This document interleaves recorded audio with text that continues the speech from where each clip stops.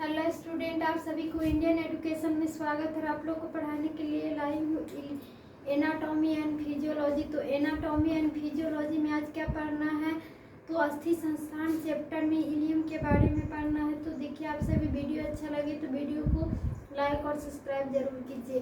तो इलियम क्या है, इलियम क्या है और ये कहाँ पर होती है, इसके बारे में जानना है। तो ये चैप्टर 6 अस्थि संस्थान कंकाल तंत्र स्केलेटल सिस्टम पार्ट में इलियम कहाँ पर होगा और इलियम कहाँ पर होती है, इसके बारे में जानना है। तो ये इलियम कूल्हे की तीन जोड़ी हुई अस्थियों में, ये कूल्हे में जो तीन जोड़ी हड्डियाँ होती है, कूल्हे में तीन जोड़ी हड्डियाँ अस्थियों में इलियम सबसे बड़ी अस्थि होती है। और कूल्हे में जो तीन जोड़ी अस्थियाँ होती है तो ये इलियम इसमें क्या होगा, तो सबसे बड़ी अस्थि होती है, सबसे बड़ी हड्डी होती है। किसमें, तो कूल्हे में। जो कूल्हे की अस्थि का सबसे ऊपर का भाग, जो कूल्हे का अस्थि का सबसे ऊपर वाला भाग होता है कौन, तो इलियम।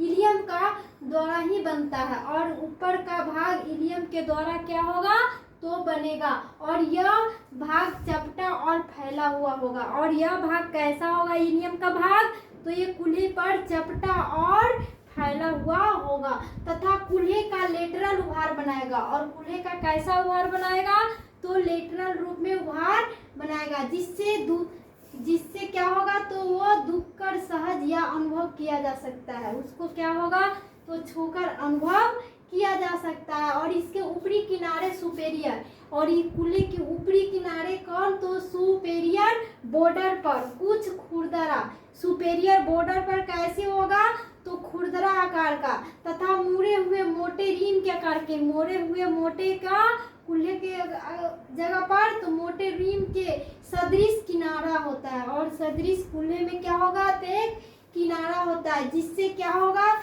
तो इलियक क्रेस्ट, इलियक क्रेस्ट कहेंगे इसको। क्या कहेंगे किनारा को, तो इलियक क्रेस्ट कहेंगे। यह क्रेस्ट उदरीय भित्ति की पेशियों से जुड़ने के लिए स्थान प्रदान करती है। और यह भित्ति किसकी, तो उदरीय भित्ति की, उदरीय भित्ति की स्थान प्रदान करती है। और सामने की तरफ एंटेरली सामने की तरफ क्या है, तो एंटरली, यह crest interior superior iliac spine, यह क्रेनी क्या होगा, क्रेस्ट, तो इंटीरियर सुपेरियर और इलियक स्पाइन के रूप में समाप्त हो जाती है। और ये एंटीरियर सुपेरियर किसके रूप में समाप्त हो जाएगी, तो इलियक स्पाइन के रूप में यह समाप्त हो जाती है, जिससे त्वचा के नीचे आसानी से अनुभव किया जा सकता है।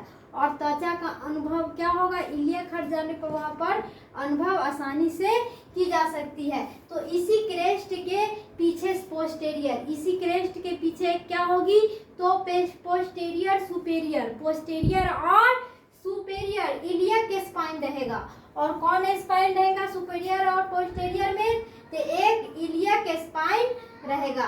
तो इलियक स्पाइन रहता है जो पीठ के नीचे ले भाग, जो पीठ के किस भाग में, तो निचले भाग पर, दोनों तरफ आसानी से देखने वाले गड्ढों के नीचे में स्थित रहती है।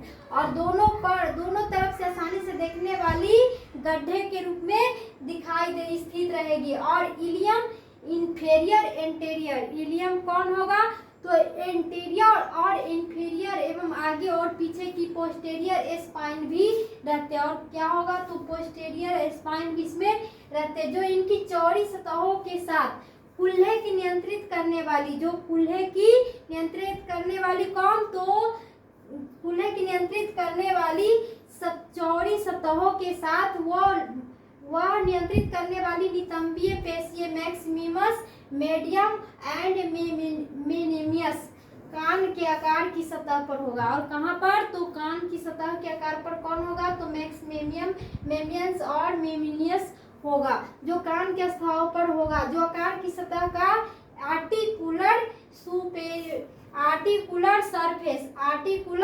सरफेस होती है। और कौन भाग होगा, तो आर्टिकुलर एक सरफेस वाला भाग, जो सेक्रम के साथ जुड़ी होगी। और जो किसके साथ जुड़ी होती है, तो वह सेक्रम के साथ जुड़ी होती है। इसी आरिकुलर की सतह के निचले सियाटिक, इस आरिकुलर के नीचे कौन होता है, तो सियाटिक तंत्रिका, कौन तंत्रिका, नर्व, तो सियाटिक नर्व के गुजरने के लिए एक खांच रहती है और सियाटिक नर्व को गुजरने के लिए कैसी होगा, तो एक खांच के रूप में होगा, जिससे ग्रेटर सियाटिक नोच, जिससे क्या कहा जाएगा, तो ग्रेटर सियाटिक नोच कहा जाएगा। और इसे इलियम की आंतरिक सतह, इसे इलियम का कौन सतह, तो आंतरिक सतह, इंटेरियर सरफेस पर बड़ा अवतल, इंटीरियर सरफेस पर कैसा, तो बड़ा अवतल के आकार का कॉनकेव क्षेत्र या इलियक फोसा यह होता है। और कैसा, तो ये अवतल के आकार में कैसा होगा, तो इलियक एक फोसा होगा, जिससे इलियक पेशिया, इलियक मस्कुल जुड़ी रहेगी।